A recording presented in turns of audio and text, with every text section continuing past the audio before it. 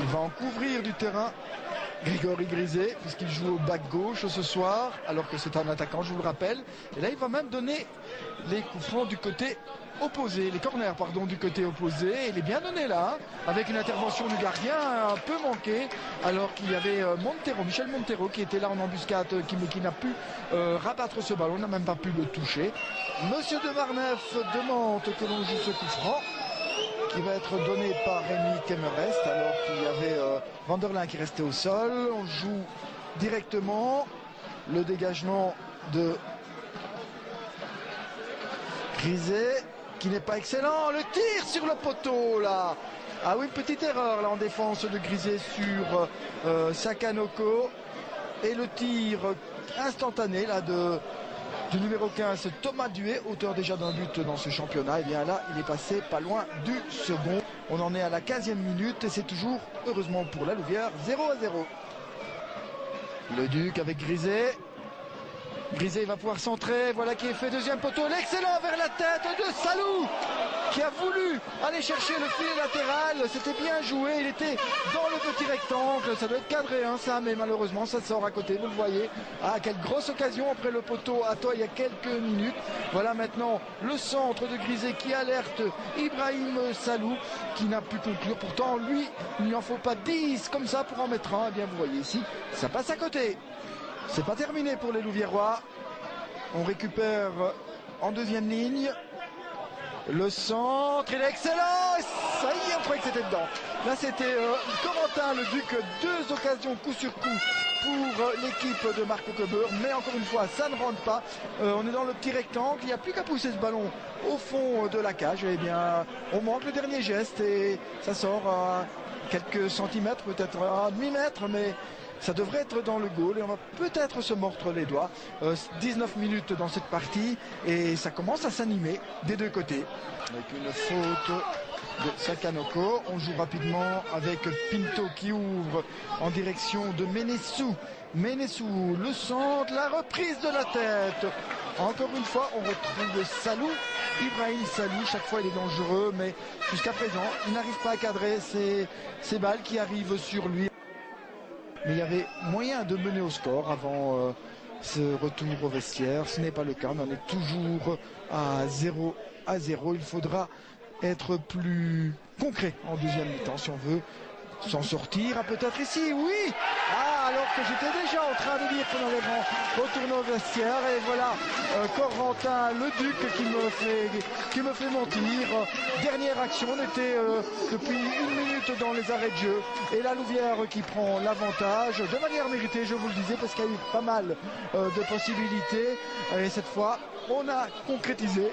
Je pensais qu'on allait le faire en deuxième mi-temps, bien non. Un très beau but qui vient au meilleur moment, vous vous en doutez, puisque l'arbitre renvoie les 22 acteurs.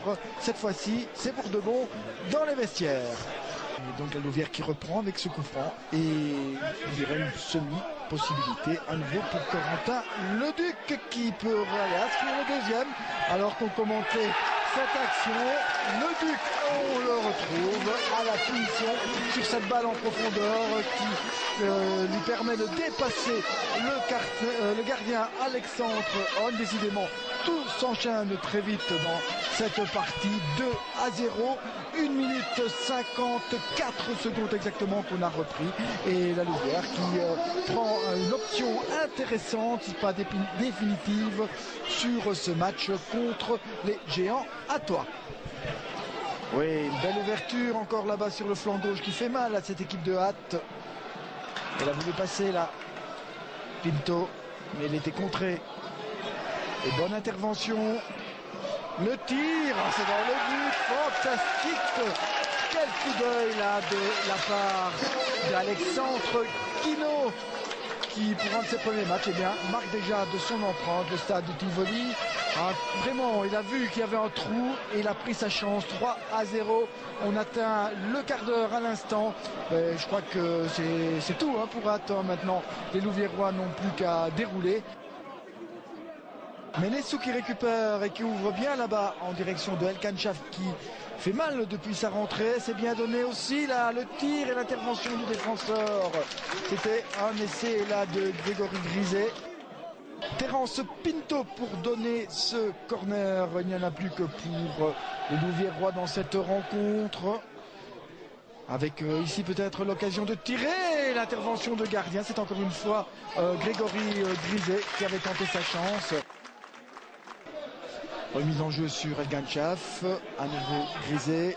Oui, il est pas mal ce centre, ça va donner un but pour Corentin Leduc. Et bien non, ça passe à côté. Kemorest, la longue balle en direction de Chebaïki, elle défend, et l'attaquant qui a pris le dessus, ça va être peut-être le but qui va redonner un petit peu de goût à la vie, au football en tout cas à toi, mais c'est pas le cas. Kremers qui avait fait la différence, qui avait éliminé 2 défenseurs et le gardien, et qui finalement place, vous le voyez, bien à côté du but de Van den Bosch. Ben, c'est une des seules actions de la deuxième mi-temps pour les Hatois. Griset avec El Ganchaf, le centre, la reprise de la tête qui passe à côté. Décidément, il n'est pas en vanne. Ibrahim Sali.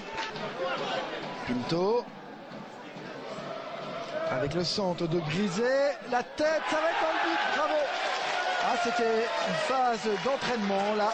Un ballon qu'on a écarté sur le flanc gauche.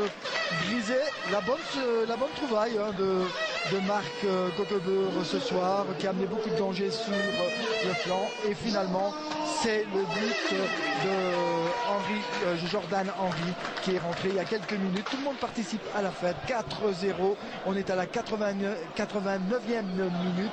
Et la Louvière donc qui a fait l'essentiel, la victoire, et qui a ajouté quand même la manière pour le plus grand plaisir des supporters qui ont retrouvé le goût à la fête ici dans le stade de Tivoli.